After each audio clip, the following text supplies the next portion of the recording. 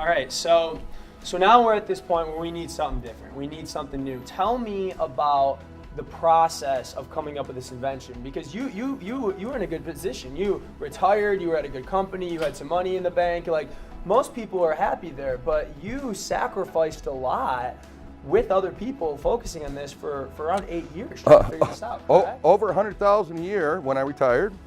Over $1 million I had saved up.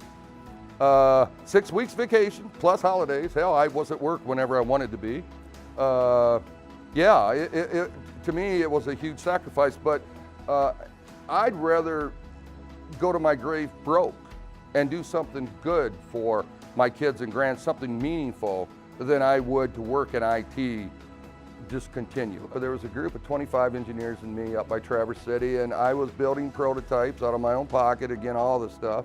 And we were putting them in rivers. We even had a whole school bus stop one day, and as we were testing out a prototype, and high school kids chatting with us about all of it, and it was kind of cool. It was in the Platte River, right at the mouth of the river there. But you know, I built a lot of prototypes. We started out elementary-wise, cheap little cheap prototypes. We got a little more elaborate. We worked on it for 8 years. We failed. Can you imagine working on something for 8 years? I could have been a doctor. 8 years solid working on it, calling people up, brainstorming day and night, putting together all kinds of things, and then testing things out, little elementary pieces to it to large prototypes. It was really quite insane, and fail, and think, oh my God. Finally, we quit. We quit as a group. So you actually quit? Yeah. And this group actually yeah, quit and I thought, said this is ridiculous. We're never going to find it out. 8 years. Wow. So then about, you know how something is, I never failed at anything in my life. I'm not bragging, I never did. Military, high school, construction, having kids. But it's important, you know. But you know how it is. You can't get out of your head. I failed. And the interesting thing is that during this entire period, and I've had the pleasure of knowing John for quite a long time, he never varied in his desire to make this something for the good of mankind, for the good of people, without considering at all a profit motive for himself. He's never ever taken that approach, never taken that angle. This man is really truly concerned about what happens, especially for all of you folks in this room, your kids. You don't have any kids maybe right now, but you will, and you'll have grandchildren, and those are the people that he's thinking about and has always thought about. Well, before I go on talking about my subject, I want to explain to you, what would I do with billions of dollars?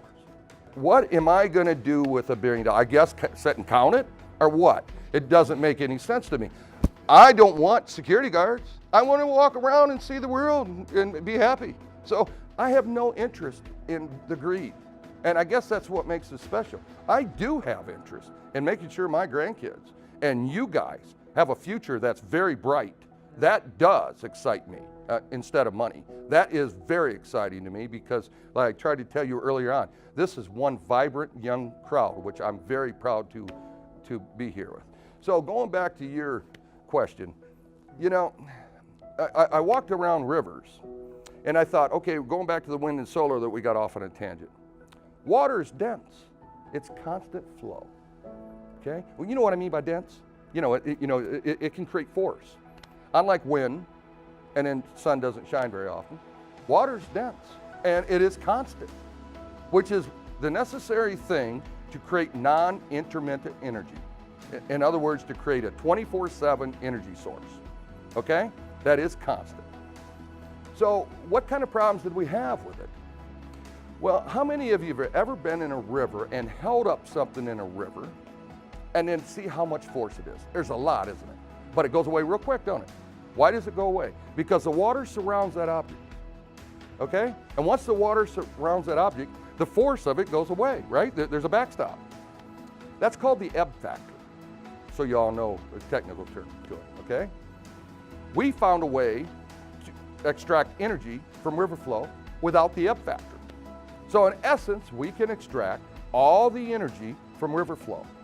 And we are capable of doing it over and over again. Okay?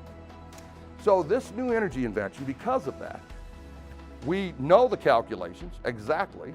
We know we can extract 1.5 billion foot-pounds of torque from river flow. Okay?